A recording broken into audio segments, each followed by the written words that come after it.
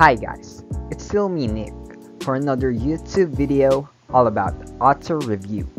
Today, we're featuring one of the famous canonical author of the 21st century in the Philippines, Mr. Lazaro Francisco.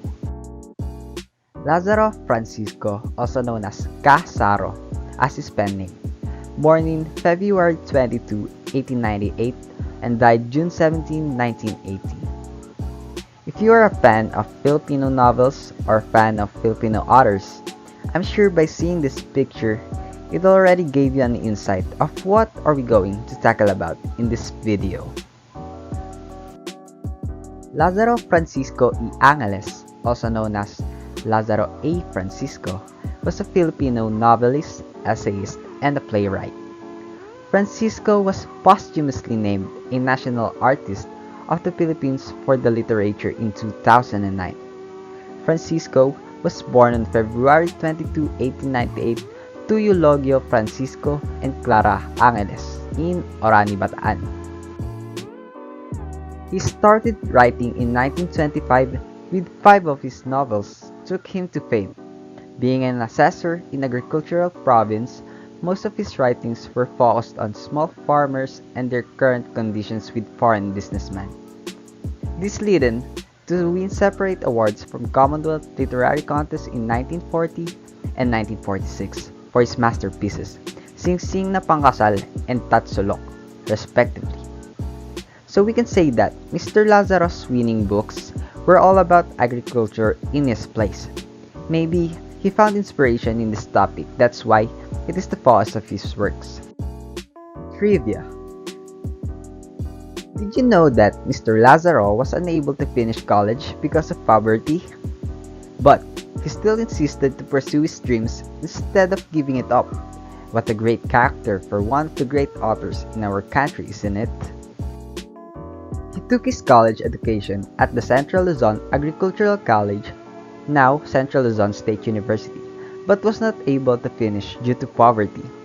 He became a messenger of the Provincial Treasurer's Office of Nueva Ecija. Later on, he took third-degree civil service examination where he qualified to become an assessor of the provincial government of Nueva Ecija. He became a messenger of the Provincial Treasurer's Office of Nueva Ecija, took third-degree civil service examination where he qualified to become an assessor of the provincial government of Nueva Ecija. In 1958, he established the Kapatiran ng mga alagad ng wikang Pilipino. Here are some works of our Mr. Lazaro.